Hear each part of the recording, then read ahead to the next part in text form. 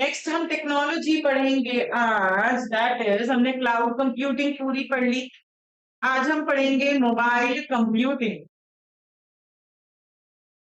Mobile computing, mobile computing का मतलब क्या होता है? मोबाइल मतलब जो मूवेबल चीजें होती हैं, जब अपन एक जगह से दूसरी जगह मूव कर सकते हैं। और कंप्यूटिंग मतलब कोई भी डिवाइस जो कंप्यूटर जैसे काम कर सकती है, device which work like computer.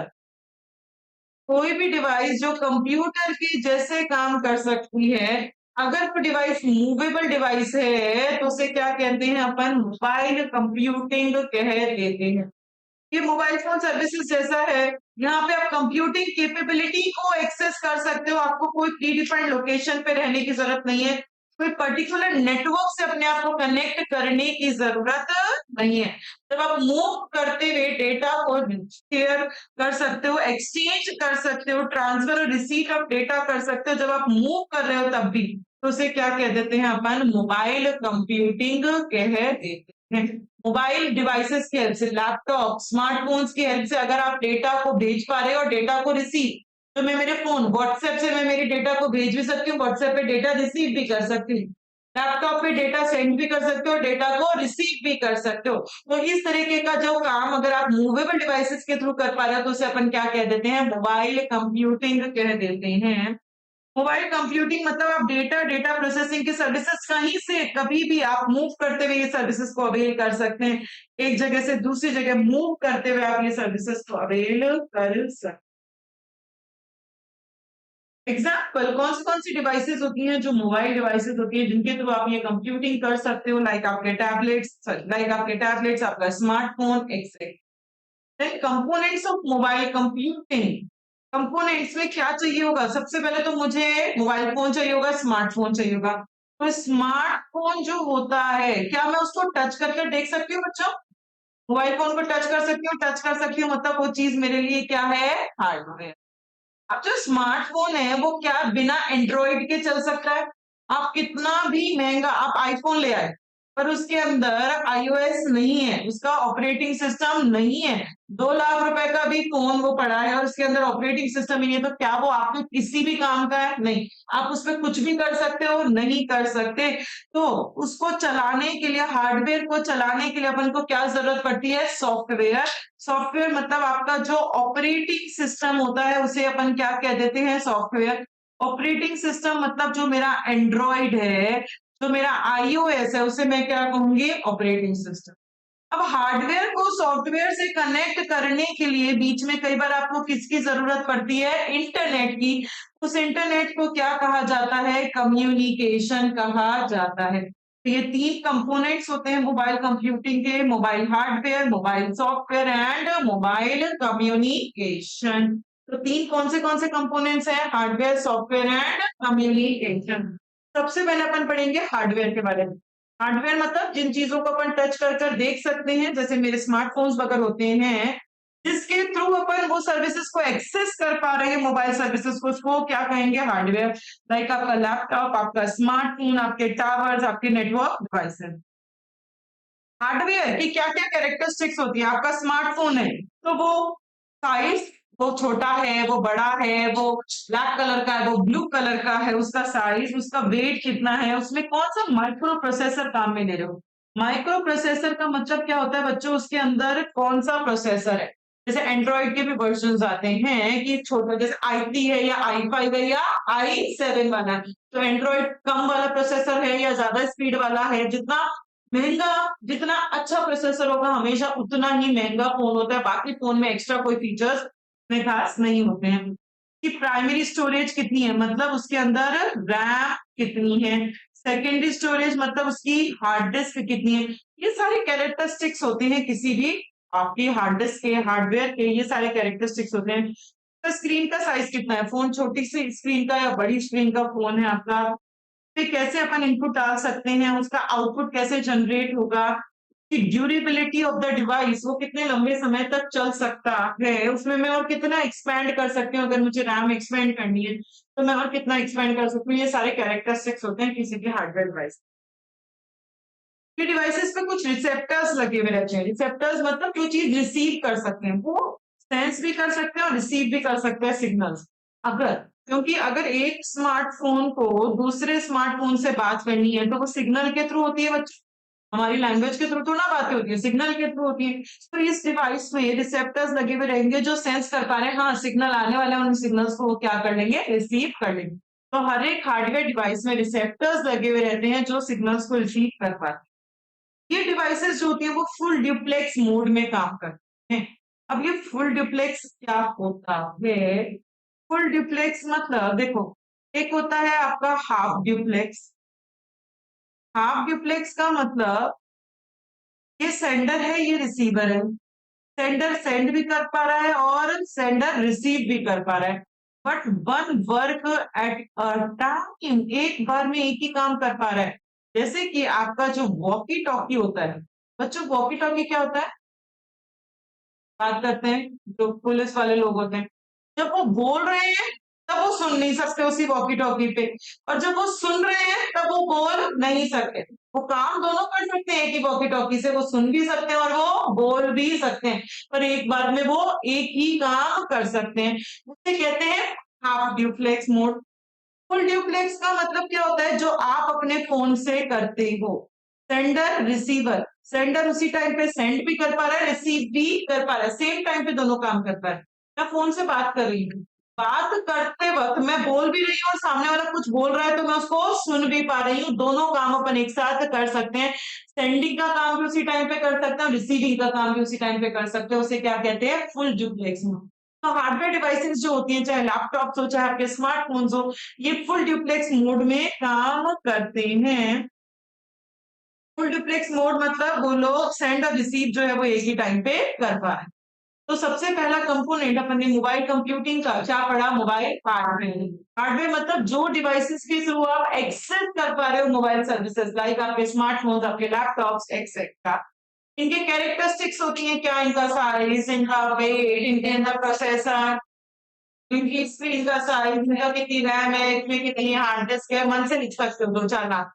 फिर ये इसमें रिसेप्टर्स लगे हुए हैं जो सेंस कर पा रहे हैं, सिग्नल्स को रिसीव भी कर पा रहे हैं और सिग्नल्स को सेंस करके रिसीव कर पा रहे हैं। ये फुल डुप्लेक्स मोड में काम करते हैं, मतलब सेंडिंग और रिसीविंग का काम एक ही बार में कर पा रहे हैं।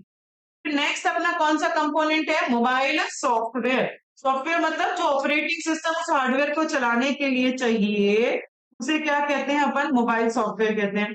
मोबाइल सॉफ्टवेयर में मोबाइल एप्स भी आएंगी बच्चों। मोबाइल एप्स क्या होती हैं? एप्लीकेशन जो मोबाइल डिवाइसेस में चलती थी, जैसे कि आपका व्हाट्सएप है, आपका इंस्टाग्राम है, आपका फेसबुक है, अमेजोन की ऐप है, आपकी फ्लिपकार्ट की ऐप है। आपको वेबसाइट खोलने की जरूरत नहीं है, उस ऐप पे क्लिक किया डायरेक्टली अपन वो सर्विसेज को अवेल कर सकते। मोबाइल ऐप में कुछ अपन ने मॉड्यूल्स पढ़े थे, कुछ भी याद है क्या थे? मोबाइल ऐप्स के मॉड्यूल्स पढ़े थे। Ticketing module, advertising module, promotion module, timing module. Very good. तो याद आया कंसेप्ट। तो मोबाइल ऐप्स भी सॉफ्टवेयर ही है। तो मोबाइल ऐप जो ऑर्गेनाइजेशन डेवलप करती हैं ताकि कस्टमर आसानी से उसको डेटा को एक जगह से दूसरी जगह भेज सके। तो जितना ज्यादा मोबाइल डिवाइसेस को काम में ले उतना ज्यादा रिस्क आपका बढ़ता जा रहा है। तो आपके रिस्क आने के चांसेस, वायरस होने के चांसेस भी बढ़ते जा रहे हैं। लास्ट जो इसका कंपोनेंट है that is mobile communication. Communication में इंफ्रास्ट्रक्चर आएगा।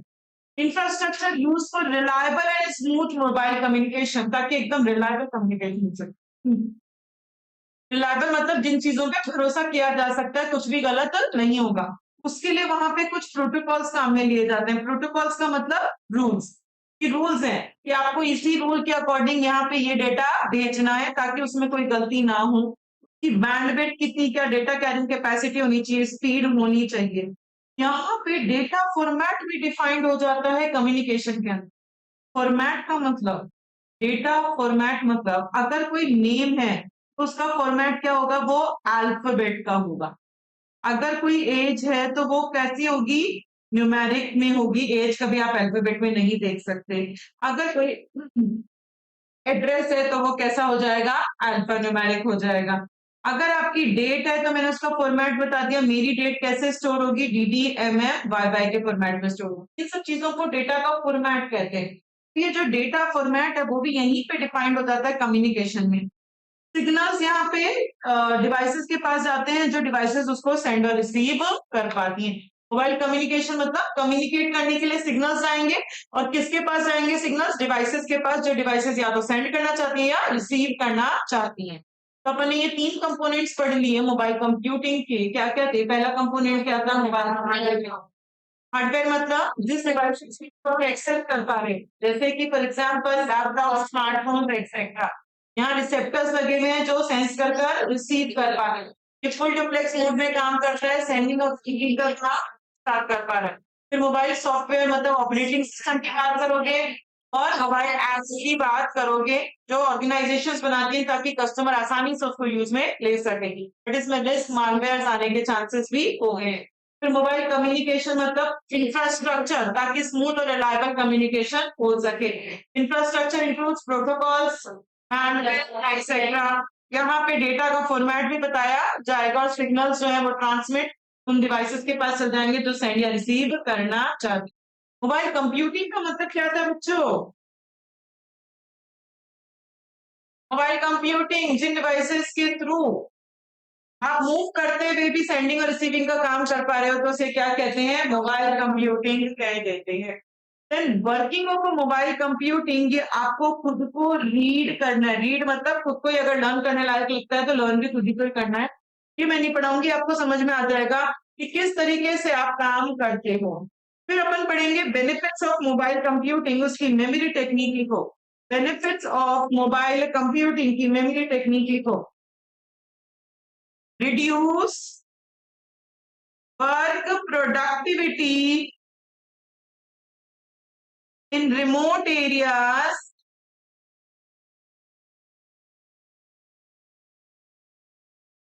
that will improve and effectiveness facility.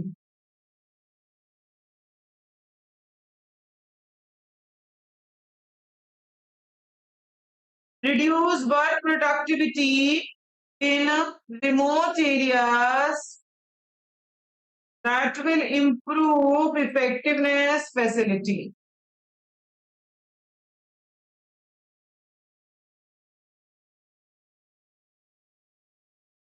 देखो क्या है इसकी मेमोरी टेक्निक, इसको पहले हिंदी में समझने की कोशिश करो। Reduce work productivity in remote area. Remote मतलब दूसरी जगह, कोई और लोकेशन। हम वर्क प्रोडक्टिविटी कम हो रही है तो उससे हमारे इफेक्टिवनेस जो है वो इम्प्रूव हो रही है। इफेक्टिवनेस की फैसिलिटी क्या हो रही है? उससे इम्प्रूव हो रही है। तो reduce work productivity in remote areas that will improve effectiveness facility. वापस बोलो इसकी एमटी, reduce productivity in remote areas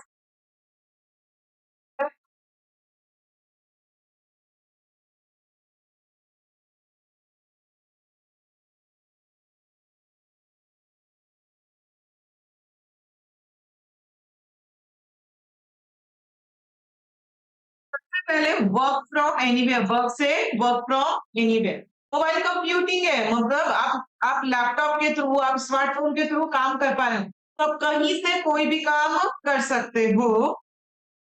तो जब तक आप नेटवर्क से कनेक्टेड हो आप कहीं से भी काम कर सकते हो। एम्प्लॉइज जो है वो ऑर्गेनाइजेशन के डेटाबेस को रिमोट लोकेशन से एक्सेस कर सकती हैं। जहाँ ऑर्गेनाइजेशन का डेटा पड़ा, अगर मैं मुंबई ट्रैवल कर रही हूँ तो ट्रैवल करते करते मुंबई से मैं मेरे लैपटॉप से ऑर्गेनाइजेशन का डेटाबेस एक्सेस कर सकती हूँ। यूजर को एक फिक्स्ड लोकेशन पे, फिक्स जगह पे रहने की कोई जरूरत नहीं है कि अगर झुंझुनू में ऑफिस है तो झुंझुनू आकर ही काम होगा, ऐसी कोई जरूरत नहीं है यहाँ पे। तो इससे आपकी फ्लेक्सिबिलिटी बढ़ गई। फ्लेक्सिबिलिटी मतलब आप कभी भी काम कर सकते हो, ट्रैवल करते हुए, home working, work from home, कुछ भी कर सकते हो। तो वर्क फ्रॉम एनीवेयर, एनीवेयर मतलब आप कहीं से भी काम कर सकते हो। तो ऑर्गेनाइजेशन के डेटाबेस को कहीं से भी एक्सेस कर पा रहे हो, फिक्स पोजीशन पे रहने की जरूरत नहीं है, उससे आपकी फ्लेक्सिबिलिटी बढ़ गई, आप ट्रैवल करते वक्त भी काम कर सकते हो। देन रिड्यूस से है रिड्यूस द ट्रैवलिंग टाइम, क्योंकि वर्क फ्रॉम होम हुआ या वर्क बाय ट्रैवल हुआ तो आपका ट्रैवलिंग टाइम खत्म हो गया। पहले तो ऑफिस जाने में 1 घंटा लगता था, ऑफिस से आने में 1 घंटा लगता था, मैं वही काम घर बैठे बैठे कर रही हूँ लैपटॉप पे, तो वो 2 घंटे मेरे बच गए। तो यहाँ पे आपका ट्रैवलिंग टाइम जो है वो कम हो गया ऑफिस से आने जाने का। तो आप जो भी ऑफिस के इंपॉर्टेंट डॉक्यूमेंट्स हैं वो घर बैठे बैठे आप एक्सेस कर पा रहे हो। घर के लैपटॉप से ऑफिस के कंप्यूटर में जो मेरे डॉक्यूमेंट्स हैं क्या वो मैं एक्सेस कर सकती हूँ? घर के लैपटॉप से ऑफिस में जो कंप्यूटर पड़ा है उसमें जो इंपॉर्टेंट डॉक्यूमेंट्स पड़े हैं क्या वो मैं मेरे लैपटॉप से एक्सेस कर सकती हूँ? हाँ, मुझे वहां ऑफिस जाकर उसको खोलने की जरूरत नहीं है। प्रोडक्टिविटी हैज बीन इनहांस्ड, इससे आपकी प्रोडक्टिविटी काम करने की क्षमता जो है वो इंक्रीज हो गई। काम करने की क्योंकि आप कंफर्टेबल हो, जहाँ चाहो जैसे चाहो वैसे काम कर रहे हो तो इफेक्टिवली और एफिशिएंटली काम कर पा रहे हैं। यहाँ पे जो सेल्स पर्सनल है, जो सेल्स स्टाफ है, वो वर्क ऑर्डर को कहीं पे भी कहीं से भी अपडेट कर सकता है। सपोज वो घूमने गया हुआ है केरला और केरला से उसको कोई उसके ऑफिस से कोई ऑर्डर मिला। अब एक तो ये होता कि वो वापस झुंझुनू आया, फिर उसने अपने कंप्यूटर में एंट्री की कि पर्सन ए ने ये ऑर्डर प्लेस किया। एक वो केरला से बैठे-बैठे अपने स्मार्टफ़ोन से ऑफ़िस का नेटवर्क उसने ओपन किया और वहाँ उसने एंट्री कर दी कि पर्सन ए ने इस चीज़ का ऑर्डर किया है। तो ये काम आसानी से कर सकता है, तो आपके काम करने की प्रोडक्टिविटी जो है वो इंक्रीज़ हो गई। तो आप रियल टाइम पे वर्क ऑर्डर स्टेटस को अपडेट कर सकते हैं। नेक्स्ट है इसके अंदर benefit that improve the services offer to its customer. अपन जो कस्टमर को सर्विसेज दे रहे हैं वो भी इम्प्रूव हो गया मोबाइल कंप्यूटिंग के हेल्प से। जैसे यहाँ पे एग्जांपल दिया है, आजकल आप रेस्टोरेंट में खाना खाने गए और आपको पेमेंट करना है, तो पहले तो पेमेंट करने के लिए आपको जाना पड़ता था रिसेप्शन काउंटर पर, वहीं जाकर पेमेंट होता था। आजकल वहीं सीट पे बैठे बैठे आप ऑनलाइन उसको पेमेंट कर सकते हो, आपको अपनी सीट से उठने की जरूरत नहीं है। तो आप जो कस्टमर्स को सर्विसेज दे रहे हो वो भी इंप्रूव हो गई, कस्टमर भी आपसे खुश। Increase information flow enables in improving management effectiveness। information आसानी से एक जगह से दूसरी जगह फ्लो रही है तो मैनेजमेंट भी इफेक्टिवली मतलब सही से काम कर पा रहा है। Mobile computing facilitates excellent communication, एक जगह से दूसरी जगह कुछ भी कम्युनिकेट करना है वो भी बहुत एक्सीलेंट हो गया। एंड रिमोटली एक्सेस, जो आपका स्टाफ है वो कहीं से भी वर्क ऑर्डर डिटेल्स को एक्सेस कर सकता है कि कहाँ से वर्क ऑर्डर आया है, कहाँ से ऑर्डर आया है, वो कहीं से बैठे ये देख सकता है कि जयपुर से ऑर्डर आया है। उस किसने ऑर्डर किया है, पर्सन ए ने ऑर्डर किया, उसका ये एड्रेस है, कब तक मुझे ये ऑर्डर खत्म कर देना है। सपोज एक सेल्स पर्सनल है, आपका सेल्स का बंदा है पर्सन बी, वो गया हुआ है दिल्ली कोई काम से और वहां बैठे बैठे उसको देखना है कि ए वाले बंदे ने ऑर्डर किया है क्या, तो वो ए वाले बंदे ने देख सकता है कि ए वाला जो जयपुर का बंदा है उसने ऑर्डर किया है। कॉन्टैक्ट इन्फॉर्मेशन, उसका ये एड्रेस है, उसका ये फोन नंबर है, मुझे इसका ऑर्डर 15 दिन के अंदर अंदर खत्म कर देना है, तो ये दिल्ली में बैठा बैठा ये सारी चीजों को एक्सेस कर पा रहा है। तो इस चीज के लिए जयपुर आने की जरूरत नहीं है। तो रिमोट एक्सेस मतलब आप कहीं से भी एक्सेस कर सकते हो। And asset history relevant to warranty service contract, कि उस बंदे को मुझे कितनी क्या वारंटी देनी है, कितने टाइम तक मुझे उसको सर्विसेज देनी है, ये सब भी मैं कहीं भी बैठे हुए मेरे कंप्यूटिंग डिवाइसेस से, मोबाइल डिवाइसेस से मैं ये सब एक्सेस कर सकती हूँ। तो क्या बेनिफिट्स है इसके मोबाइल कंप्यूटिंग के? Reduce work productivity, effectiveness facility. वापस बोलो, रिड्यूस वर्क प्रोडक्टिविटी,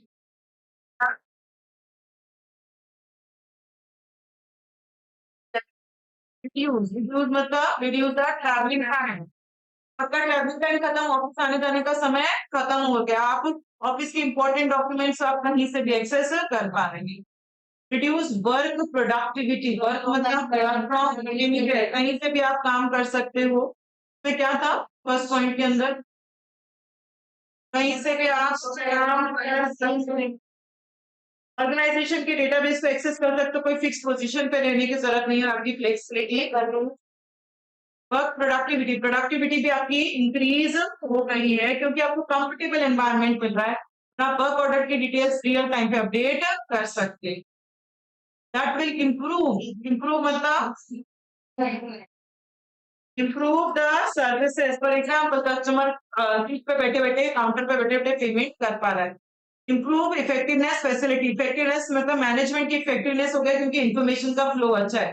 फैसिलिटी मतलब एक्सीलेंट, फैसिलिटेट एक्सीलेंट कम्युनिकेशन हो पा रहा है। रिमोट एक्सेस, ये अपन ने छोड़ दिया एक पॉइंट। अच्छा, रिमोट एक्सेस, कहीं से भी आप वर्क ऑर्डर की लोकेशन, कहाँ से ऑर्डर आया, उसकी क्या कॉन्टैक्ट इन्फॉर्मेशन है, तो मुझे उसको कंप्लीट करके देना है, कितनी क्या वारंटी देनी है, ये सब मैं रिमोटली एक्सेस कर पा रही हूँ। तो वापस बोलो बच्चों, बेनिफिट्स ऑफ मोबाइल कंप्यूटिंग क्या है?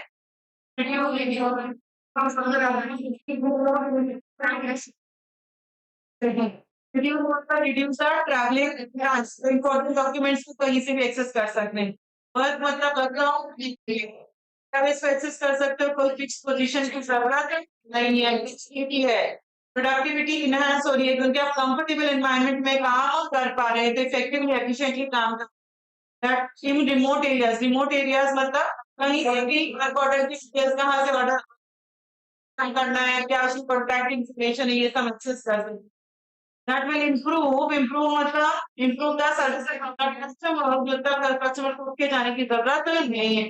Improve effectiveness facilities, effectiveness मतलब मैनेजमेंट इफेक्टिवली काम कर पा रहा है क्योंकि इंफॉर्मेशन का फ्लो अच्छा है एंड एक्सीलेंट कम्युनिकेशन हो पा रहा है। तो ये अपन ने क्या पढ़ लिया? Benefits of mobile computing.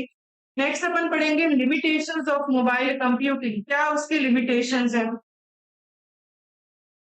कोई डिफरेंस नहीं है बच्चों, सेम है। बस एक पॉइंट अलग बना दिया हमने, तो हमें भी अलग ही करके आना पड़ेगा। बाकी ऑलमोस्ट हर पॉइंट का मतलब सेम ही है यहाँ पे। मोबाइल कंप्यूटिंग मतलब कहीं से भी आप कभी भी कैसे भी काम कर सकते। हाँ जी, लिमिटेशन की एमटी लिखो।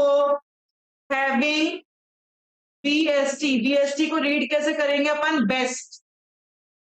बीएसटी को रीड कैसे करोगे? Best. Having best human health is power.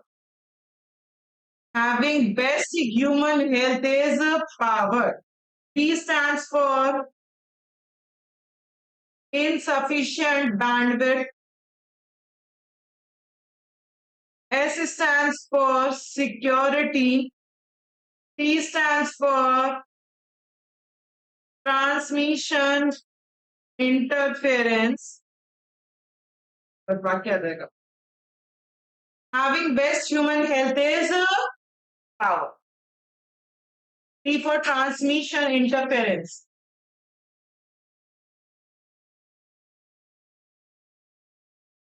लिख लिया? पढ़े। Having best human health is power. सबसे पहला लिमिटेशन insufficient bandwidth. जो आपके कंप्यूटर की जो डेस्कटॉप की जो स्पीड होती है, data carrying capacity, speed of the network, वो ज्यादा होती है या कम होती है एज कंपेयर टू स्मार्टफोन के जो नेटवर्क होते हैं? ज्यादा होती है। डेस्कटॉप की, कंप्यूटर्स की, लैपटॉप्स की आपकी नेटवर्क की स्पीड हमेशा ज्यादा होती है, और जो आपकी मोबाइल डिवाइसेस होती है उनकी नेटवर्क की स्पीड, उनकी बैंडविड्थ जो होती है वो कम होती है, वो लिमिटेड होती है। सिक्योरिटी स्टैंडर्ड्स, देखो जब भी आप मोबाइल डिवाइसेस पे काम करोगे तो हमेशा हम किस पे डिपेंडेंट रहेंगे? Public network. अगर मुझे मेरा प्राइवेट नेटवर्क भी काम में लेना है तो वो वीपीएन के थ्रू कर सकती हूँ। मतलब वीपीएन का मतलब क्या होता है? सपोज मेरी झुंझुनू में ऑफिस है, मेरा ऑफिस कहाँ है? झुंझुनू में। उसका खुद का अपना प्राइवेट नेटवर्क है, वहां प्राइवेट नेटवर्क से आप काम कर पाते हो। अब ये जो प्राइवेट नेटवर्क है, ये झुंझुनू के एम्प्लॉयज, इस ऑफिस के एम्प्लॉयज ही काम में ले सकते हैं और कोई नहीं ले सकता। अब मैं किसी कारण से मुंबई गई हुई हूँ और मुझे वहां बैठे बैठे ऑफिस का काम आ गया, तो मैं तुरंत भागकर आने की जरूरत नहीं है। मुंबई में मैं इंटरनेट की हेल्प से इस प्राइवेट नेटवर्क से अपने आप को कनेक्ट कर सकती हूँ। तो आप डिपेंडेंट तो किस पे रहे? Public network. और पब्लिक नेटवर्क की हेल्प से आप अपने प्राइवेट नेटवर्क को एक्सेस कर पा रहे हैं, उसे अपन क्या कह देते हैं? Virtual private network. तो क्योंकि आप अपने प्राइवेट नेटवर्क पे, पब्लिक नेटवर्क पे डिपेंडेंट रहते हैं, इसलिए सिक्योरिटी का डर हमेशा बना रहेगा कि हो सकता है कोई भी सिक्योरिटी आपकी ब्रीच हो जाए, कोई भी सिक्योरिटी पे आपके अटैक हो जाए, ये हमेशा मुझे डर बना हुआ।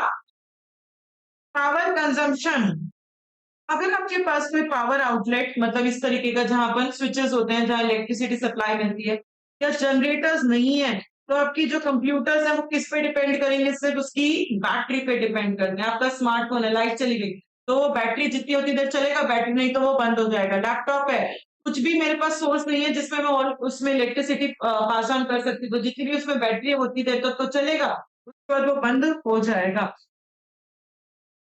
Combined with the compact size of many mobile devices, this often means unusually expensive batteries must be used to obtain necessary brightness. आजकल लोग बहुत एक्सपेंसिव बैटरी काम में लेते हैं कि बैटरी मेरी लॉन्ग लास्टिंग चलनी चाहिए। क्या पता कहीं पे ऐसा हो जहाँ पे मुझे इलेक्ट्रिसिटी सप्लाई ना मिले, पोर्टेबल जनरेटर्स ना मिले मुझे, तो वहाँ अगर मेरी बैटरी लॉन्ग लास्टिंग होगी तो मेरे जो मोबाइल डिवाइसेज़ हैं वो भी लॉन्ग लास्टिंग चलेंगे। तो आप बैटरी लाइफ को बढ़ाने के लिए बहुत महँगी-महँगी बैटरीज़ आप महँगे-महँगे फ़ोन्स खरीदते हैं। तो इसीलिए आपको किस पे वर्क करना चाहिए? ग्रीनर आईटी पे काम करना चाहिए। अब ये ग्रीनर आईटी क्या होता है? ये अपन अभी नेक्स्ट टॉपिक पढ़ेंगे मोबाइल कंप्यूटिंग के बाद। कि आपको ग्रीनर कंप्यूटिंग टेक्नोलॉजीज़ काम में लेनी चाहिए। नहीं कई बार आपके कंप्यूटर में, लैपटॉप में बैटरी लो होती है, तो वो लोग कहते हैं सेव एनर्जी, इस ऑप्शन पे क्लिक कर दो, तो उससे फ़ोन की लाइट थोड़ी डिम हो जाती है। जो बैक में आपकी एप्लीकेशन चल रही है, वो ऑटोमैटिकली क्लोज़ हो जाती है ताकि थोड़ा-सा लंबे समय तक आपकी बैटरी चल सके। सेव एनर्जी वाला ऑप्शन होता है, वो क्या होता है आपका ग्रीनर आईटी का ऑप्शन होता है। तो आपको इस तरीके से ग्रीनर आईटी को काम में लेना चाहिए, जो आपकी बैटरी लाइफ को बचा सके और उसको लंबे समय तक चला सके। तो ये हो गया आपका पावर कंजम्पशन। नेक्स्ट आपका जो लिमिटेशन है वो ट्रांसमिशन इंटरफेरेंस। अगर मौसम खराब है, आंधी-तूफान, बारिश आ गया, तो कई बार सिग्नल्स आने में दिक्कत हो जाती है, टनल्स होते हैं, वहाँ पे मोबाइल नेटवर्क नहीं पकड़ता। तो छोटे-छोटे गाँव होते हैं, वहाँ मोबाइल का नेटवर्क नहीं पकड़ता, तो वहाँ ट्रांसमिशन एक जगह से दूसरी जगह डेटा को ट्रांसफर करने में आपको दिक्कत आ सकती है। हेल्थ हज़ार्ड, हेल्थ को प्रॉब्लम होगी मोबाइल डिवाइसेज़ से। एक तो उसमें ऐसी रेज़ जनरेट होती है जिसमें आपके शरीर को नुकसान हो सकता है। प्लस अगर आप ड्राइव करते-करते फ़ोन पे बातें कर रहे हो तो आपके एक्सीडेंट होने के चांसेस जो हैं वो ज़्यादा हो जाते हैं। तो मोबाइल डिवाइसेज़ से आपके हेल्थ को प्रॉब्लम हो सकती है। एंड लास्ट जो है इसका human interface with the device. देखो, आज आपकी और मेरी जनरेशन तो स्मार्टफ़ोन पे कंफर्टेबल है, अपन से चाहे जितना लिखवा लो स्मार्टफ़ोन पे, अपने हाथ नहीं दुखते, अपन को पता है स्क्रीन पे कैसे क्या लिखना है। पर अगर उसी स्मार्टफ़ोन पे मैं मेरी मम्मी को कह दूँ कि आप बड़ी सारी एक लाइन लिख कर दे दो, क्या वो लिखना पसंद करेंगी? नहीं। कहेंगी इस पे तो छोटे-छोटे अक्षर हैं, दिखता ही नहीं है, मुझे तो समझ में ही नहीं आ रहा क्या लिखा हुआ है। तो जो इंटरफ़ेस जिस इंटरफ़ेस से आप इंटरैक्ट कर रहे हो मोबाइल डिवाइसेज़, कई बार वो इंटरफ़ेस इतना छोटा होता है उससे इंटरैक्ट करना आपके लिए बहुत थोड़ा-सा मुश्किल हो जाता है। तो ह्यूमन जो इंटरफेस है कीबोर्ड्स और स्क्रीन्स और कीबोर्ड्स जो हैं वो बहुत छोटे होते हैं, उनको यूज़ करना थोड़ा-सा मुश्किल है। कई बार आप अलग इनपुट मेथड्स काम में लेते हैं लाइक स्पीच और hand written recognition, hand writing recognition. Speech आजकल होता है बोलकर अपन काम करवा लो उससे, ठीक है? हर चीज़ में वॉइस सर्च होता है, सब कुछ voice.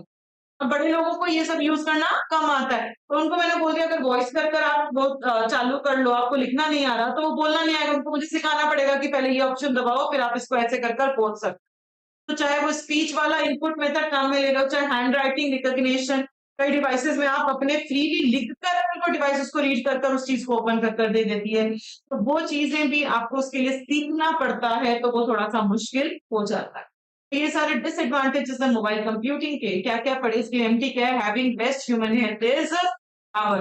B stands for insufficient bandwidth. जो स्पीड आपके कंप्यूटर्स, डेस्कटॉप्स की होती है, वो स्पीड आपकी मोबाइल डिवाइसेज़ की नहीं होगी। एस मतलब कि अगर मुझे प्राइवेट नेटवर्क एक्सेस भी करना है, तो वो भी पब्लिक नेटवर्क पे डिपेंडेंसी के थ्रू एक्सेस करूँगी और वहाँ पे कोई भी उसको अटैक कर सकता है। टी मतलब ट्रांसमीडिया इंटरफेरेंस, मौसम खराब हो गया, टनल्स आ गए, छोटे गाँव आ गए, तो वहाँ पे इतना ज़्यादा नेटवर्क नहीं मिल सकता। बेस्ट ह्यूमन, ह्यूमन मतलब human interface with the device, जो इंटरफेस है वो बहुत छोटा है, उससे काम करने में दिक्कत आ रही है। और अगर आप स्पीच रिकॉग्निशन काम में लेते हो तो उसके लिए आपको ट्रेनिंग की ज़रूरत पड़ेगी। हेल्थ मतलब हेल्थ हज़ार्ड्स की ऐसी रेज़ जनरेट होंगी जिससे आपकी हेल्थ को प्रॉब्लम होगी। अगर आप ड्राइव करते वक़्त बातें कर रहे हो फ़ोन पे तो आपके एक्सीडेंट होने के चांसेस इंक्रीज़ हो जाते हैं। पावर मतलब पावर कंजम्पशन, अगर मेरे पास कोई जनरेटर्स नहीं है, कोई वो नहीं है जहाँ इलेक्ट्रिसिटी सप्लाई होगी, तो मेरी पूरी की पूरी डिवाइस किस पे डिपेंड करती है? बैटरी पे। तो लोग बहुत पैसा खर्च करते हैं कि उनकी बैटरी लाइफ लंबे समय तक चले। इसलिए आपको ग्रीनर आईटी काम में लेना चाहिए ताकि आपकी बैटरी लंबे समय तक चल सके। वापस बोलो क्या है इसके disadvantages, limitations of mobile computing क्या-क्या है? जो लोग have the best human interface, power. B stands for sufficient bandwidth. S मतलब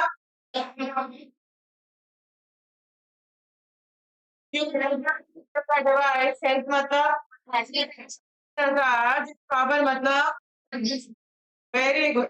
बेनिफिट्स के क्या MTT reduce work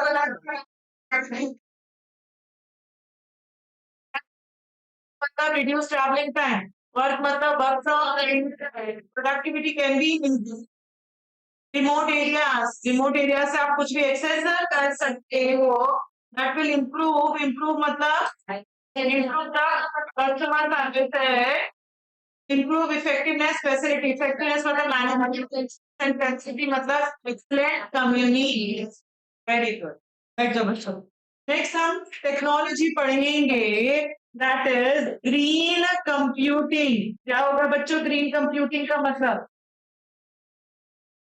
next technology green computing green मतलब हरा ग्रीन कलर का जो कंप्यूटर पेंट करा दो उसे ग्रीन कंप्यूटिंग कहते हैं रेड हो जाएगा हाँ रेड करा तो रेड कंप्यूटिंग और क्या आगे व्हाइट कराओ तो व्हाइट कंप्यूटिंग आ गया समझ में ग्रीन कंप्यूटिंग ग्रीन कलर का कंप्यूटर जो होता है उसे ग्रीन कंप्यूटिंग हाँ सब हो सकता है बेटा जो कलर आपकी इच्छा हो आप जो पेंट करवा सकते हो वो पेंट करा लो वो कंप्यूटिंग हो जाएगा क्या होता है green computing save the environment friendly जो कंप्यूटर्स होते हैं जिससे आपके एनवायरमेंट को नुकसान कम होगा उस तरीके के कंप्यूटर्स जो होते हैं उस तरीके की कंप्यूटिंग डिवाइसेस जो होती हैं उस तरीके की टेक्नोलॉजी रिसोर्सेज जो होती हैं उसे क्या कहते हैं अपन ग्रीन कंप्यूटिंग कह देते हैं इसके लिए 2 लाइनें लिखो बुक में ग्रीन कंप्यूटिंग के लिए बुक में 2 लाइनें लिखो eco friendly computing eco friendly computing next point लिखो as we all know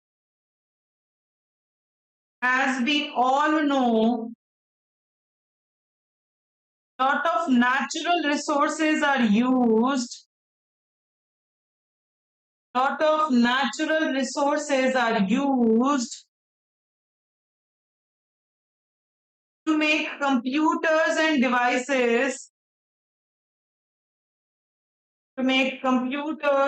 devices comma are having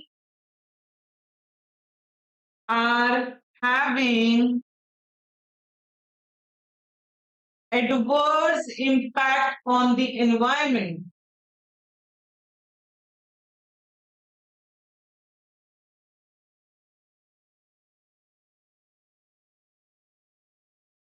Adverse impact on the environment, full stop. So there should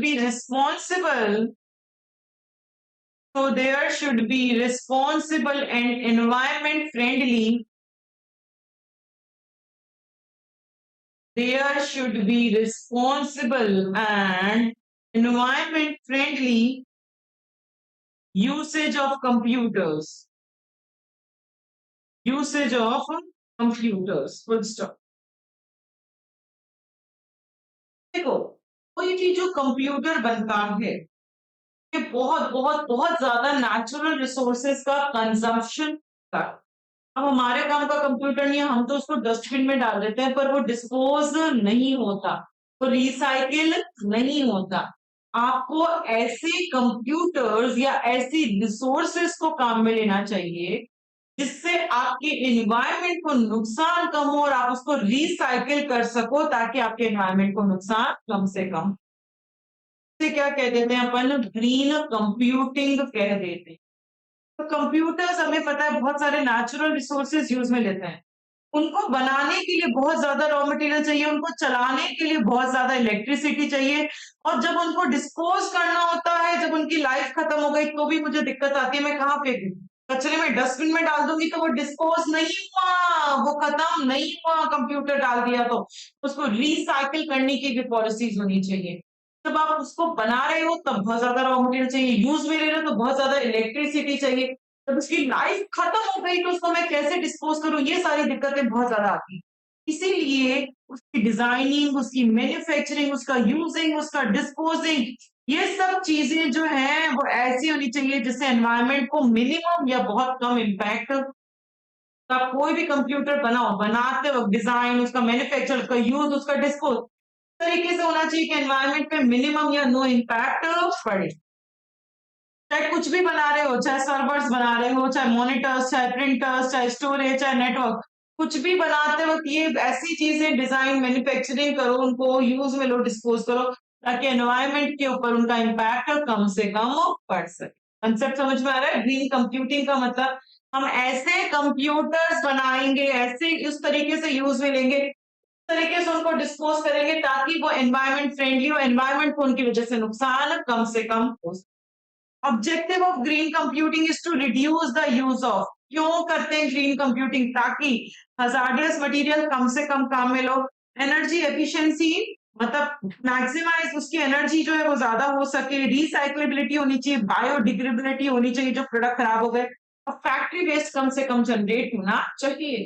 green computing का objective ताकि हम hazardous material कम से कम काम में ले सके, उस चीज की एनर्जी ऑप्टिमम यूटिलाइजेशन कर सके, देन रिसाइकल होना चाहिए, बायोडिग्रेडेबल होना चाहिए, और फैक्ट्री वेस्ट भी आपका कम से कम होना चाहिए।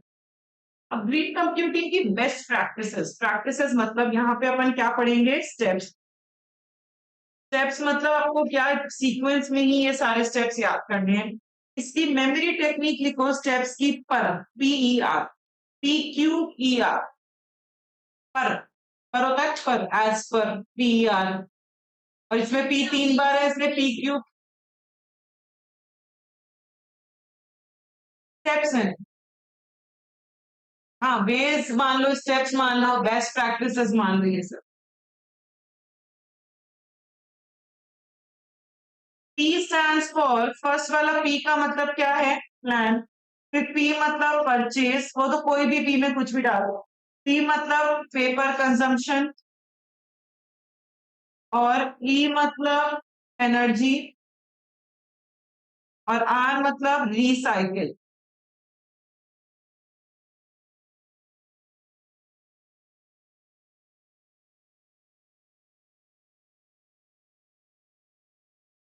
Purchase, plan, purchase, paper consumption, energy, recycle. इसके लिए एक लाइन लिख लो, बेस्ट प्रैक्टिसेस के लिए बुक में एक लाइन लिखो, how can you protect your environment, how can you protect your environment by optimum utilization of the resources. How can you protect your environment by optimum utilization of the resource?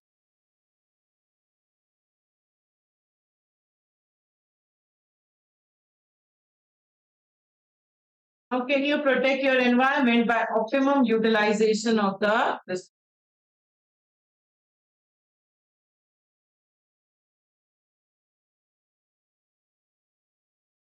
वैसे sequence जरूरी है, steps पूछेगा, देखो best practice पूछे तो ऊपर नीचे लिख सकते हैं, पर स्टेप्स पूछेगा तो सीक्वेंस में लिख। ये ऐसा क्वेश्चन भी आ सकता है कि आप अपने एनवायरमेंट को कैसे प्रोटेक्ट करोगे, तो उसमें भी हमें अब क्या लिखकर आनी है? बेस्ट प्रैक्टिसेस लिखना है। सबसे पहले develop a sustainable green computing plan. अब ये प्लान बनाता कौन है? आपको हम जैसे लोग नहीं बनाएंगे जिनके पास एक एक दो दो कंप्यूटर्स हैं, काम खत्म। नहीं, हम प्लानिंग नहीं कर रहे हैं, हमारे प्लानिंग करने से कोई फायदा भी नहीं होगा। बड़ी बड़ी कंपनीज हैं, लाइक आपका इन्फोसिस है, लाइक आपकी TCS कंपनी है, जहां 150 से 200 कंप्यूटर है उनके पास। इतना स्टाफ है तो इतने कंप्यूटर्स होंगे, इतने लैपटॉप्स होंगे उस ऑर्गेनाइजेशन के अंदर। वो लोग, उसका जो सीईओ होगा, TCS का जो सीईओ होगा, आज इन्फोसिस का जो सीईओ होगा, वो लोग प्लानिंग कर रहे हैं, उनकी प्लानिंग के बारे में यहाँ पे मैं बात करूंगी। आज अपने पास एक एक कंप्यूटर है तो अपन प्लानिंग करेंगे तो उससे मेरे एनवायरनमेंट को कोई फायदा नहीं मिलेगा। जिसके पास बहुत सारे कंप्यूटर्स हैं, वो जो मैनेजर है, मेन ओनर है, वो प्लानिंग करेगा कि मुझे कैसे कंप्यूटर्स को काम में लेना है, किस तरीके से मैं काम में लूं ताकि एनवायरनमेंट फ्रेंडली वो हो सके। तो सबसे पहले develop sustainable green computing plan आप बनाते हो। आप कौन हो? इन्फोसिस का CEO. Involve stake holders to include, वो कहेंगे चेकलिस्ट, मतलब एक वो चेकलिस्ट प्रिपेयर करेंगे प्लानिंग में कि किस किस कंप्यूटर को मुझे चेक करना है कि किसमें ज्यादा एरर्स जनरेट हो, सॉरी रेस जनरेट हो रही है, किसकी वजह से एनवायरनमेंट को नुकसान ज्यादा हो रहा है। रिसाइकलिंग पॉलिसीज क्या है? अगर डिस्पोज कैसे करना है यूज इक्विपमेंट को, उसकी रिकमेंडेशन होनी चाहिए। गवर्नमेंट की क्या गाइडलाइंस है, रिकमेंडेशन होना चाहिए फॉर परचेजिंग। हम हमेशा ग्रीन कंप्यूटिंग इक्विपमेंट ही खरीदेंगे, ये हमारे प्लान पॉलिसीज और प्लान्स में लिखा होना चाहिए। तो स्टेक होल्डर्स क्या क्या इंक्लूड करेंगे कि चेकलिस्ट होनी चाहिए, प्लानिंग में वो लिखेंगे। फिर वो रिसाइकिल कैसे करेंगे, हम डिस्पोज कैसे करेंगे यूज इक्विपमेंट को, गवर्नमेंट की क्या गाइडलाइंस है, और हम किस तरीके से ग्रीन कंप्यूटिंग इक्विपमेंट्स को ही खरीदें, ताकि वो पॉलिसीज में ये सब मेंशन होना चाहिए। आप ज्यादा से ज्यादा एनकरेज करो आईटी कम्युनिटी के लोगों को। आईटी कम्युनिटी मतलब जो आईटी डिपार्टमेंट होता है, वही लोग तो कंप्यूटर खरीदेंगे और वही लोग यूज में लेंगे। तो उनको मैं कहूंगी कि आपको बेस्ट तरीका काम में लेना है, आपको ग्रीन कंप्यूटिंग प्रैक्टिसेस पे अपन को ज्यादा से ज्यादा काम करना है। ऑनगोइंग कम्युनिकेशन, लगातार लोगों को समझाते रहो। कैंपस कमिटमेंट होना चाहिए कि हमेशा हमें ग्रीनर प्रैक्टिसेस काम में लेना है, हमें इस तरीके से कंप्यूटर काम में लेना है जिसकी वजह से हमारे एनवायरमेंट को नुकसान ना हो सके। आप पेपर का कंजम्पशन कम करो। आप न्यू इक्विपमेंट खरीद रहे हो, पुराने को ही रिसाइकिल कर रहे हो, तो वो पॉलिसीज और प्लान्स के अकॉर्डिंग रिसाइकिल खरीद करो, क्योंकि पॉलिसी प्लान में लिखा हुआ है कि हमें किस तरीके से एनवायरमेंट फ्रेंडली होकर काम करना है। कोशिश करो आप क्लाउड कंप्यूटिंग को ज्यादा काम में लो। बच्चों, क्लाउड कंप्यूटिंग अब क्या होता है समझ में आ रहा है? क्या होता है? एक इंफ्रास्ट्रक्चर को मल्टीपल लोग शेयर करेंगे तो उसका रिसोर्स का ऑप्टिमम यूटिलाइजेशन हो जाएगा। वहां पे सेम चीज को मल्टीपल लोग शेयर करेंगे तो उसका यूटिलाइजेशन बढ़ जाएगा, आपके हार्डवेयर का यूटिलाइजेशन बढ़ जाएगा। तो कोशिश करो आप चीजों के लिए क्या काम में लो, क्लाउड कंप्यूटिंग काम। तो फर्स्ट अपन ने बेस्ट प्रैक्टिसेस में क्या पढ़ा? प्लानिंग, ग्रीन कंप्यूटिंग प्लान बनाओ। प्लान मतलब स्टेक होल्डर्स क्या क्या इंक्लूड करेंगे? चेकलिस्ट, रिसाइक्लिंग पॉलिसी, डिस्पोज हमें खरीदना चाहिए, वो सब पॉलिसी प्लान्स में लिखा हुआ होना चाहिए। लोगों को, आईटी कम्युनिटी को एनकरेज करो कि आपको बेस्ट तरीके से काम करना है, ग्रीनर होकर काम करना है। ऑनगोइंग कम्युनिकेशन लगाओ, सारे लोगों को समझाओ, कैंपस का कमिटमेंट दिलाओ कि सब लोग ग्रीनर आईटी पे ही काम करेंगे। आप पावर कंजम्पशन कम करो, पेपर का यूज कम करो। अगर आपको रिसाइकिल करना है या बायोडिग्रेडेबल करना है तो वो पॉलिसी प्लान के अकॉर्डिंग कर। कोशिश करो क्लाउड कंप्यूटिंग को ज्यादा से ज्यादा काम में लो ताकि आपकी रिसोर्सेज का मैक्सिमम यूटिलाइजेशन। नेक्स्ट है आपका आर। आर मतलब रिसाइकिल।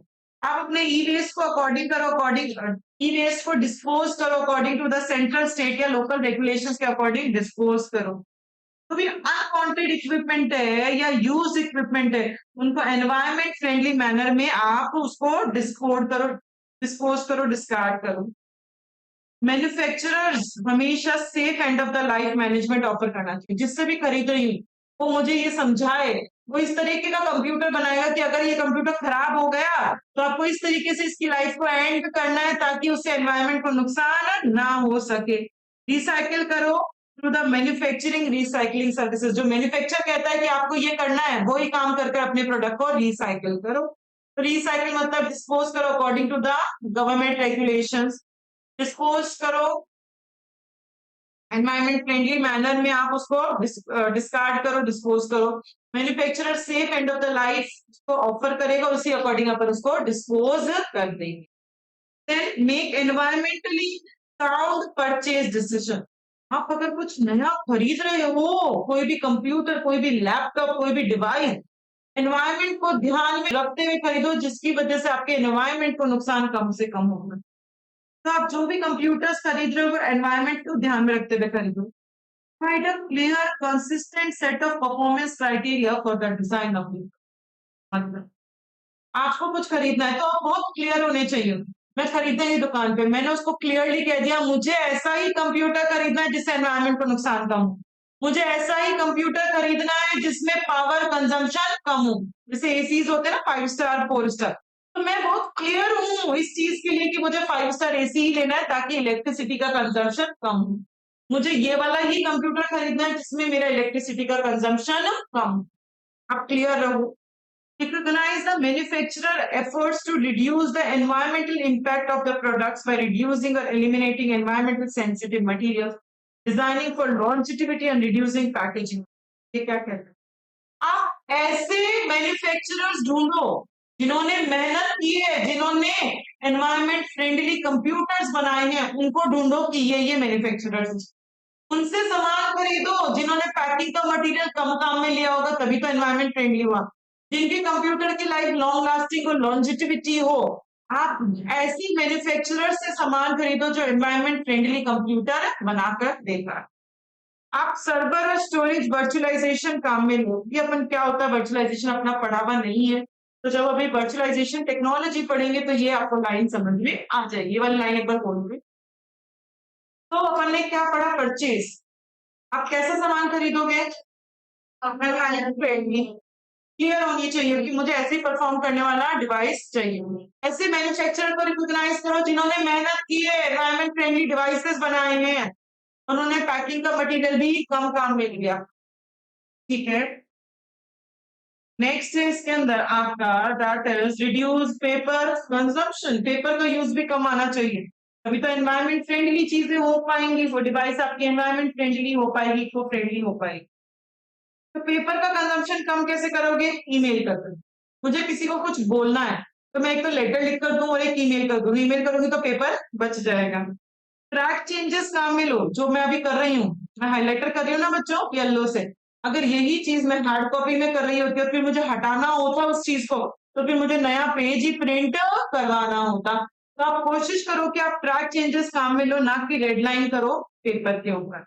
आप ऑनलाइन मार्केटिंग करो, ना कि पेपर बेस्ड मार्केटिंग। ऑनलाइन मतलब लीनर मार्केटिंग, ईमेल के थ्रू मार्केटिंग करो, तो उससे क्या होगा, वो अफोर्डेबल भी है, फ्लेक्सिबल भी है, और उससे आपका पेपर भी बच रहा है। Free low cost online invoice solution that help cut down on paper waste. आपको बिल भेजना है तो ऑनलाइन भेज दो, सॉफ्ट कॉपी में, हार्ड कॉपी मत दो, तो आपका पेपर बच जाएगा। जब प्रिंट कर रहे हो तो दोनों साइड प्रिंट करो। छोटे छोटे फॉन्ट्स काम में लो, बड़े बड़े मार्जिन मत छोड़ो, और सिर्फ जो जरूरी पेज है, बहुत ज्यादा जरूरी, सिर्फ उन्हीं को प्रिंट करो, हर किसी पेज को आपको प्रिंट भी मत। तो इससे आपका पेपर का कंजम्पशन जो है वो बच जाएगा। एंड लास्ट है इसके अंदर that is conserve energy. Energy का मतलब पावर, एनर्जी का मतलब इलेक्ट्रिसिटी। आप अपनी इलेक्ट्रिसिटी, आप अपने पावर को बचाओ। कैसे बचाओगे, एलसीडी मॉनिटर्स काम में लो, ना कि सीआरटी मॉनिटर। ये क्या होता है एलसीडी, आजकल जो पतली पतली स्क्रीन आते हैं, कम आजकल आप लैपटॉप ले लो, टीवी ले लो, एलसीडी स्क्रीन आती है, पतली पतली स्क्रीन आती है एलईडी। पहले के टाइम पे जो कंप्यूटर्स होते थे मोटे मोटे होते थे, कभी किसी ने देखा हो, हाँ बहुत मोटे कंप्यूटर्स होते थे। पहले जो टीवी चलता था ब्लैक एंड व्हाइट, वो भी बहुत मोटा टीवी होता था। तो जो मोटा टीवी होता है उसको सीआरटी मॉनिटर्स कहते हैं, और जो पतला टीवी होता है उसे क्या कहते हैं, एलईडी एलसीडी मॉनिटर्स कहते हैं। तो आपके एलसीडी मॉनिटर्स होते हैं वो कम इलेक्ट्रिसिटी कंज्यूम करेंगे, और सीआरटी मॉनिटर्स आपके ज्यादा इलेक्ट्रिसिटी कंज्यूम करेंगे। तो आपको एलसीडी काम में लेना चाहिए, ना कि सीआरटी काम में लेना चाहिए। ये वाली छोड़ दो line. Use notebook computers, use power management features to turn off hard drives and displays after several minutes of inactivity। मतलब सपोज मैंने कंप्यूटर है, ये मैंने ऑन कर दिया, उसके बाद मैं कोई काम में लग गई, मेरा कंप्यूटर चालू है, मैं उसमें कुछ कर नहीं रही, फिर भी वो इलेक्ट्रिसिटी लेता जा रहा है। तो ऐसा फीचर होना चाहिए कि अगर मैंने 5 मिनट तक इस कंप्यूटर को नहीं छुआ तो अपने आप वो चीज टर्न ऑफ हो जाएगी, ताकि इलेक्ट्रिसिटी मेरी बच जाएगी।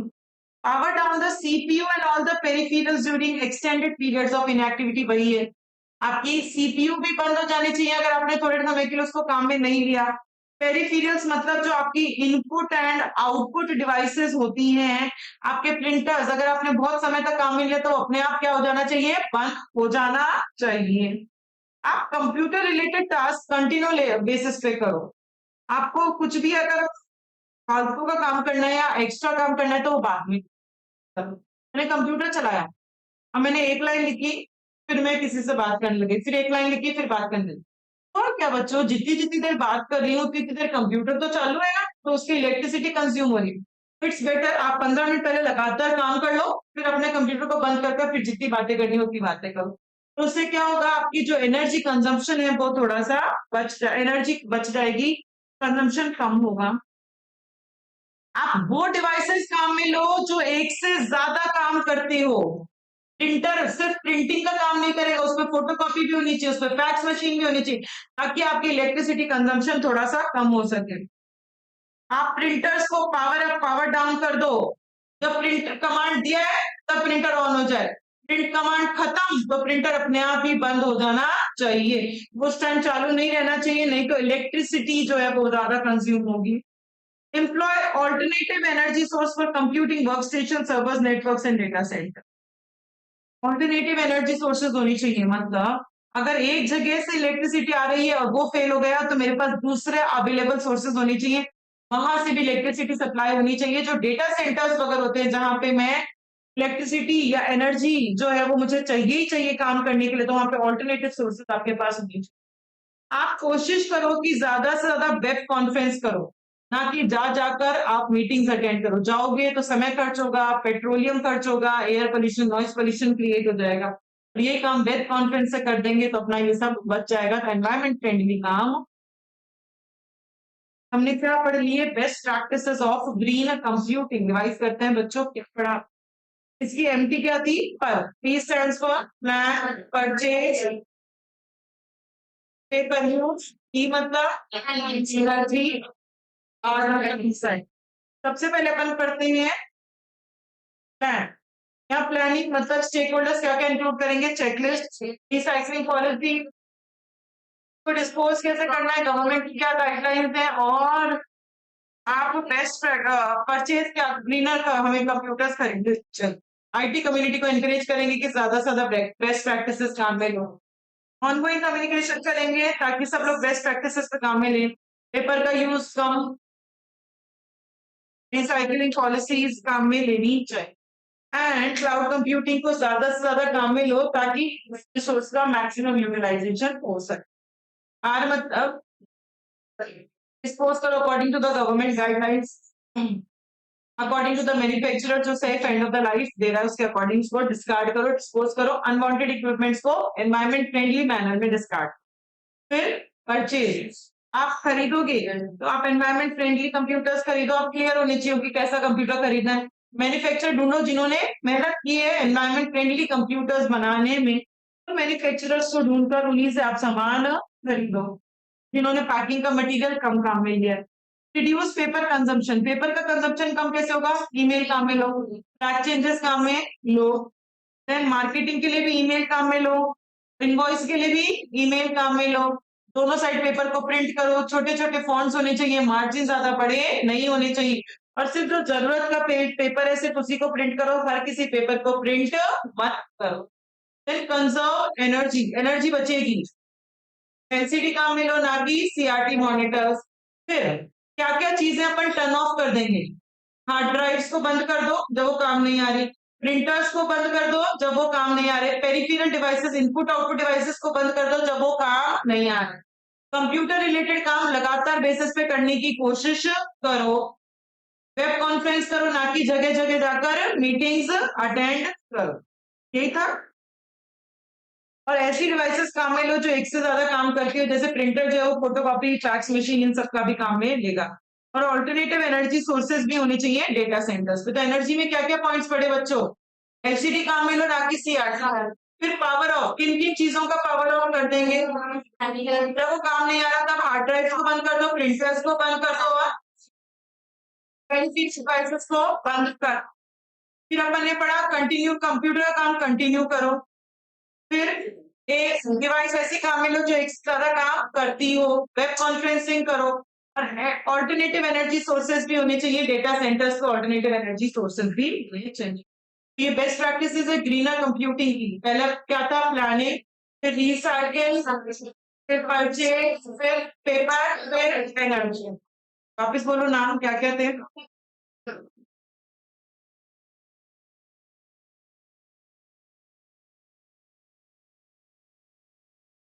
फिर green IT security services and challenges. आप क्यों करते हो ग्रीन आईटी?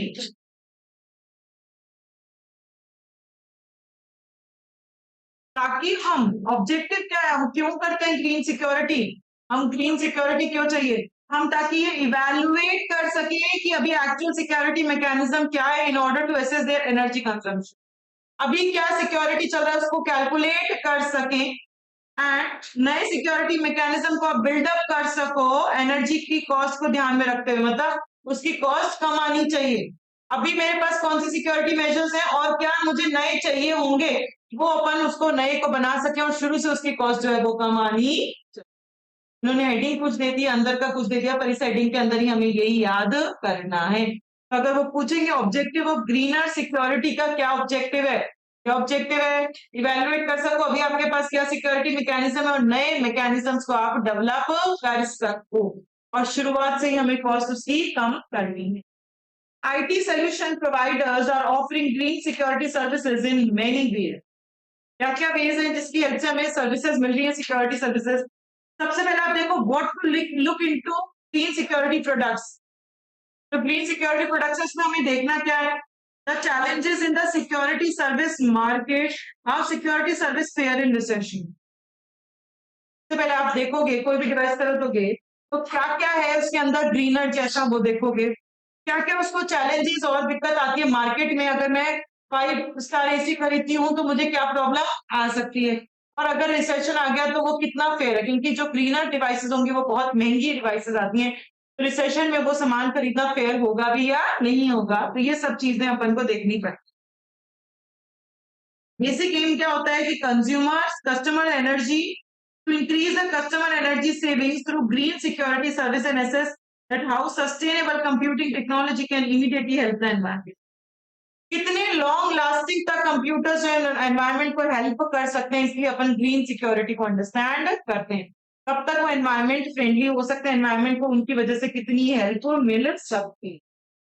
हमने दो टेक्नोलॉजीज पढ़ ली, एक तो मोबाइल कंप्यूटिंग और एक ग्रीन कंप्यूटिंग। 2 मिनट का ब्रेक है अभी, फिर उसके बाद अपन नेक्स्ट पढ़ेंगे technology that is be by India. 2 minute का ब्रेक।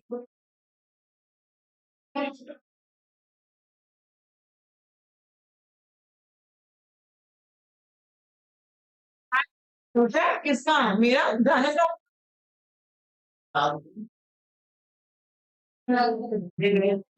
2 मिनट का ब्रेक है, फिर मैं पढ़ाऊंगी।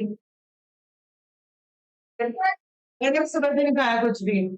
हाँ, ये टेक्नोलॉजी पूरी पढ़ाऊंगी जब तक हो जाएगा, ये वाली टेक्नोलॉजी, ये बहुत इजी है।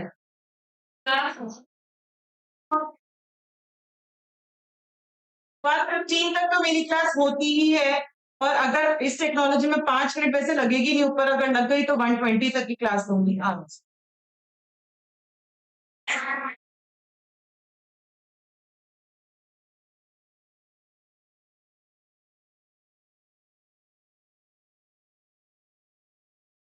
क्या पढ़ाएंगे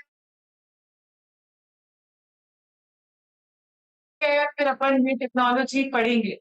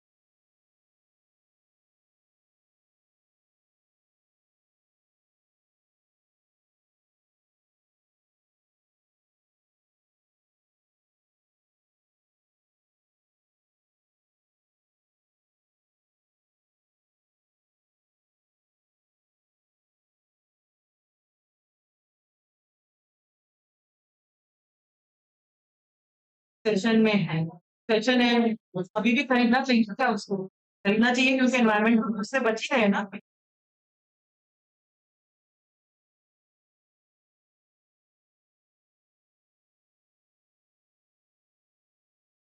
पड़े।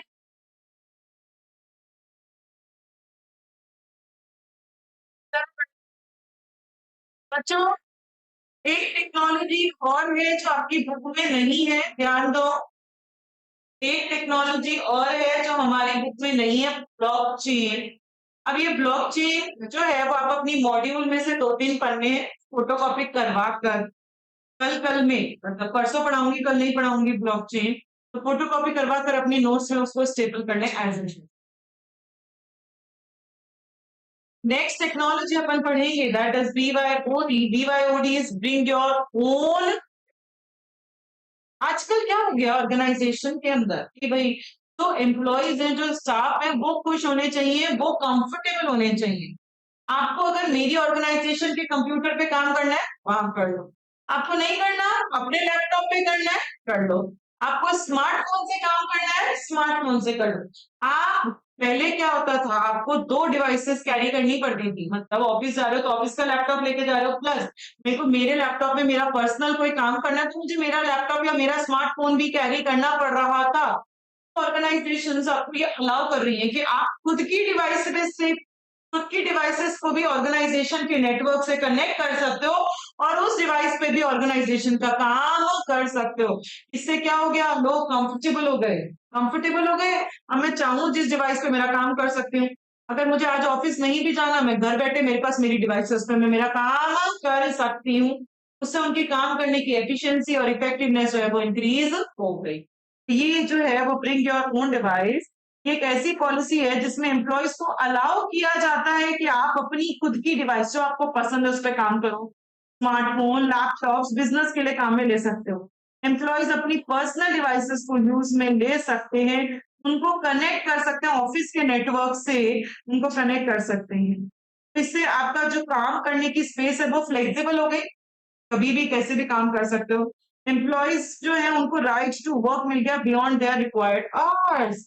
मतलब अगर मेरा ऑफिस सुबह 8 से शाम के 4 है और किसी दिन अगर मुझे काम है तो मैं दोपहर में 2 बजे भी काम शुरू कर सकती हूँ, क्योंकि मेरे पास मेरा लैपटॉप है, उससे ऑफिस का काम आपको मैं आज में ही कर दे दूंगी। वर्किंग आवर्स जो है उससे ज्यादा, मतलब बियॉन्ड रहकर आप ऑफिस का काम कर पा रहे हो। आपकी फ्लेक्सिबिलिटी जो है वो थोड़ी सी इंप्रूव। ये है आपका ब्रिंग योर ओन डिवाइस। क्या है bring your own device concept? कि एम्प्लॉयज फ्री हैं, वो अपनी डिवाइस, अपनी कंफर्टेबल डिवाइस पर ऑफिस का काम कर सकते हैं। अपने स्मार्टफोन, अपने लैपटॉप्स को वो ऑफिस के नेटवर्क से कनेक्ट कर सकते हैं। इससे उनकी एफिशिएंसी, इफेक्टिवनेस जो है वो इंक्रीज हो गई और वो रिक्वायर्ड वर्किंग आज से भी ज्यादा काम कर पा रहे हैं। उसमें बाउंडेड रहने की जरूरत नहीं है। एडवांटेजेस क्या है BYOD के? इसके एमटी लिखो। एडवांटेजेस के एमटी लिखो। Happy employee can reduce cost, comma, increase efficiency by adopting new technology. Happy employee can reduce cost, increase efficiency by adopting new technology.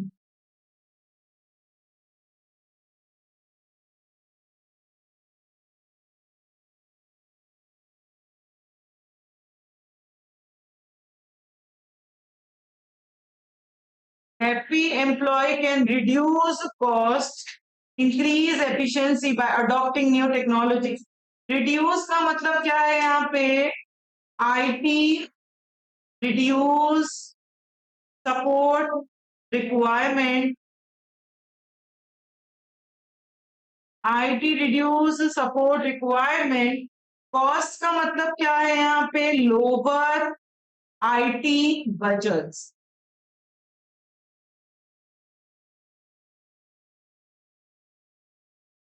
Reduce मतलब reduce IT reduce support requirement, और cost मतलब lower IT। अच्छा, चलो, क्या है इसकी memory technique बोलो बच्चों? Happy employee can reduce cost, increase efficiency, adopting new technology. वापस बोलो, हैप्पी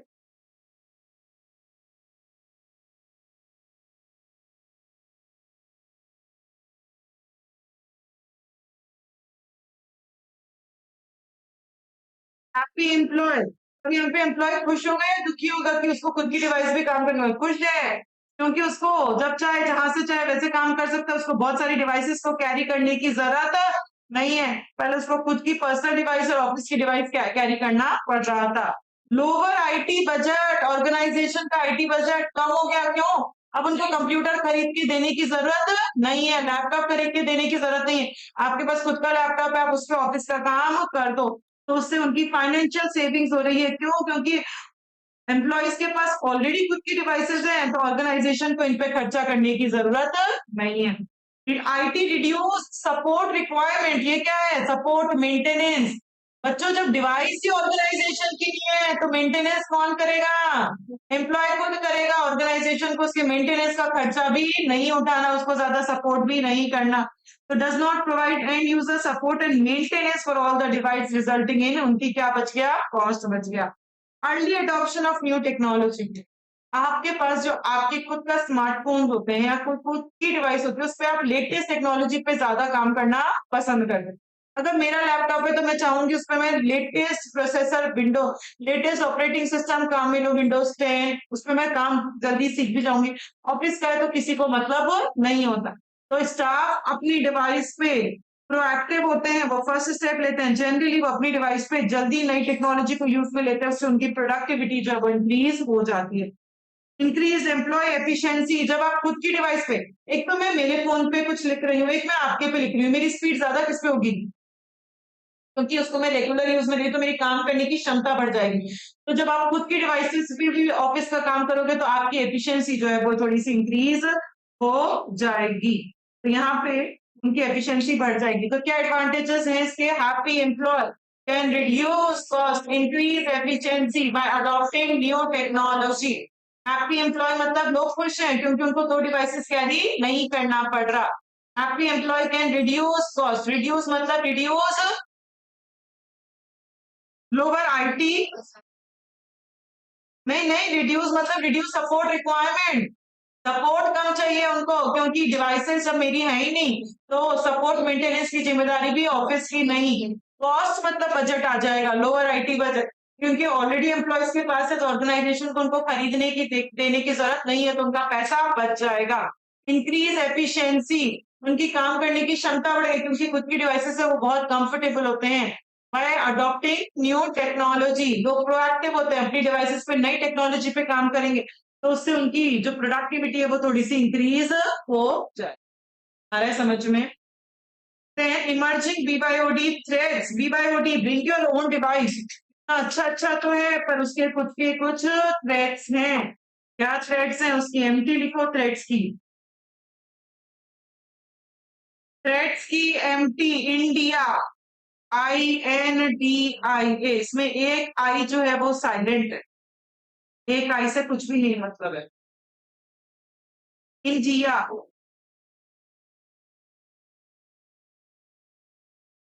एफिशिएंसी में बच्चों अपन ने एफिशिएंसी जो पॉइंट पढ़ा उसमें बुक में एक लाइन लिखो, employees are using their own device, the speed increases.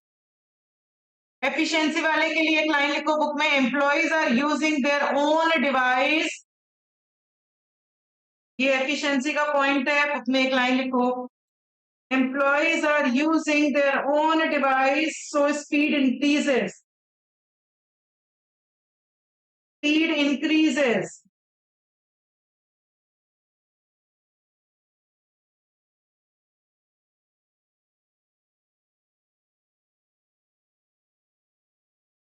चलो, आई इंडिया, पीवाईओडी के क्या थ्रेट्स हैं? सबसे पहला थ्रेट अपन पढ़ेंगे, network risk, lack of device visibility. देखो बच्चों, देखो, अगर सपोज ये मेरा ऑर्गेनाइजेशन का प्राइवेट नेटवर्क है, अगर ये फीचर नहीं होता बीवाईओडी का, तो ऑब्वियसली इस नेटवर्क से, अरे बातें नहीं सुन लो, ऑब्वियसली इस नेटवर्क से जो भी ऑफिस में कंप्यूटर्स हैं वही कनेक्टेड है। सपोज मेरे ऑफिस में कितने कंप्यूटर्स हैं, डेस्कटॉप्स हैं? 50। तो अगर इस नेटवर्क पे कोई भी प्रॉब्लम आ गई, कोई भी वायरस आ गया और मुझे स्कैन करना है कंप्यूटर्स, तो मुझे पता है कि 50 कंप्यूटर्स कनेक्टेड है, मैं इन 50 के 50 को स्कैन कर लूं। पर अब फैसिलिटी क्या आ गई, BYOD, bring your own device. अब मुझे एग्जैक्टली नहीं पता कि कितने डिवाइसेस मेरे नेटवर्क से कनेक्टेड है। अब सबके पास लैपटॉप है, वो तो कनेक्टेड है, वो मुझे पता है। पर किसी के स्मार्टफोन्स भी कनेक्टेड होंगे, किसी के पास टैबलेट होगा तो वो भी डिवाइस से कनेक्ट हो सकता है। अब अगर नेटवर्क पे वायरस आ गया तो मुझे एक्चुअली पता ही नहीं है कितनी डिवाइसेस कनेक्टेड हैं। तो मैंने इनको तो स्कैन कर दिया और इनको स्कैन नहीं किया, तो उसमें ये रिस्क होने के चांसेस बहुत ज्यादा होते हैं। लैक ऑफ डिवाइस विजिबिलिटी, आपको यहाँ पे एक्चुअल में पता ही नहीं चलता कि आपके नेटवर्क से कितनी डिवाइसेस कनेक्टेड हैं, तो आप उनको प्रॉपरली स्कैन नहीं कर सकते। इसके लिए एक लाइन लिखो बुक में, एक लाइन लिखो, organization is not aware about the organization is not aware about the number of devices being connected to the network. Organization is not aware about the number of devices being connected to the network.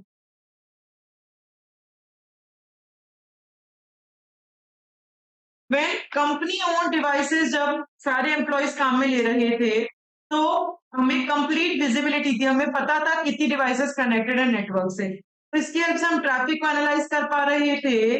पर BYOD की वजह से employees खुद की devices को भी connect कर पा रही है, तो अब मुझे पता ही नहीं है कि एक्चुअल में कितनी डिवाइसेस कनेक्टेड है नेटवर्क पे।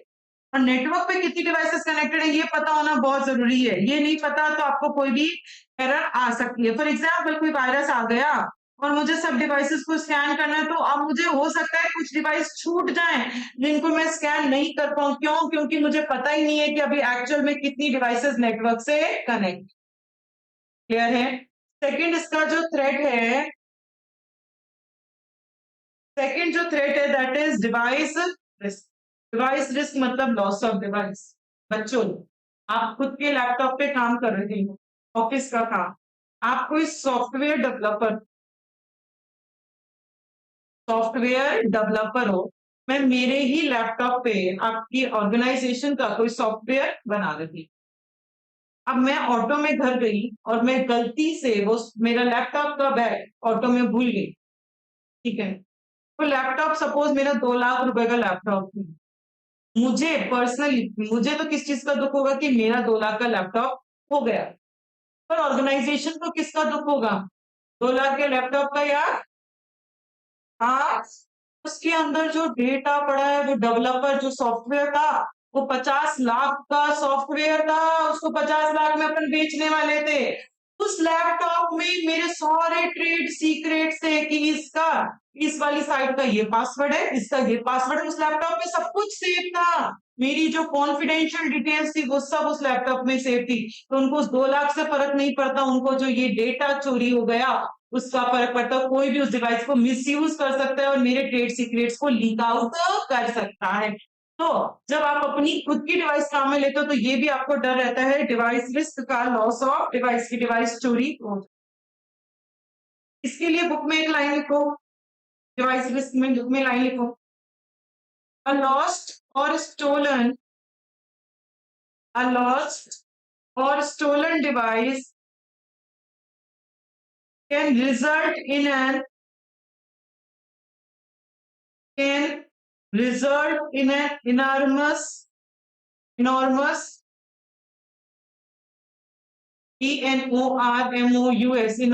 financial and reputational embarrassment, reputational embarrassment reputational embarrassment to an organization, enormous financial and reputational embarrassment to an organization as the device may hold sensitive corporate information, as the device may hold sensitive corporate information.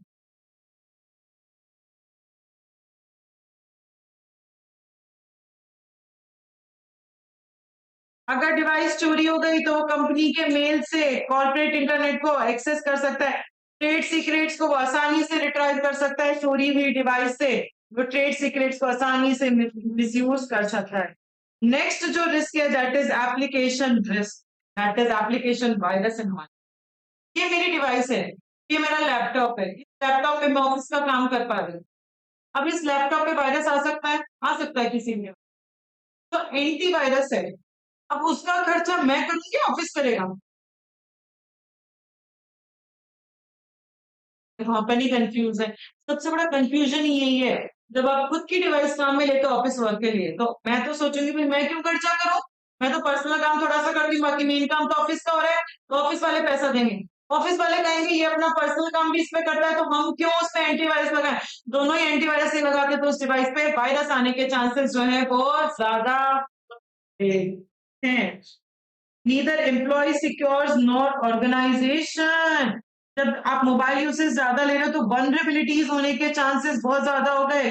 ये clear ही नहीं है कि कौन responsible उसकी security के लिए, organisation जिम्मेदार है या फिर यूजर जिम्मेदार है। एंड लास्ट रिस्क जो है दैट इज इम्प्लीमेंटेशन रिस्क।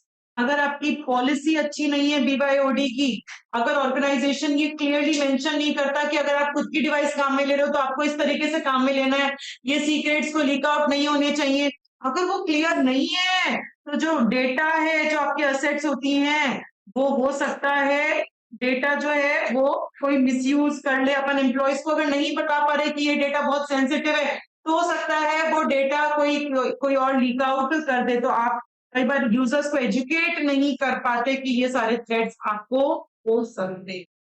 ये हो गया इम्प्लीमेंटेशन रिस्क की, अगर बीवाईओडी पॉलिसी प्रॉपर नहीं है तो आप उसको ढंग से इम्प्लीमेंट नहीं कर पाओगे बीवाईओडी को। हो सकता है आपका जो डेटा है वो मिसयूज हो जाए, वो लीक हो जाए, अगर अपन कम्युनिकेट ढंग से लोगों को समझा नहीं पा रहे कि हमें किस तरीके से उसको काम में लेना चाहिए। तो ये 4 थ्रेड्स थे क्या? आई स्टैंड्स फॉर इम्प्लीमेंटेशन रिस्क, कि हम पॉलिसी अच्छी नहीं है, हम लोगों को एजुकेट नहीं कर पा रहे, तो डेटा को हम ढंग से प्रोटेक्ट नहीं कर पा रहे। एन मतलब नेटवर्क रिस्क, कि मुझे नहीं पता नेटवर्क पे कितनी डिवाइसेस कनेक्टेड है। फिर आई एंड डी, डी मतलब डिवाइस चोरी हो गया तो मेरा ट्रेड सीक्रेट्स लीक आउट हो सकते हैं। फिर वापस ए मतलब एप्लीकेशन पे जो वायरसेस है उसकी सिक्योरिटी की जिम्मेदारी मेरी है या ऑर्गेनाइजेशन की, ये बिल्कुल भी क्लियर। अपन ने 3 टेक्नोलॉजीज पढ़ ली, mobile computing, green computing and BYOD. ये आप लर्न कर कराएंगे, कल मैं ये सुनूंगी आप लोगों से।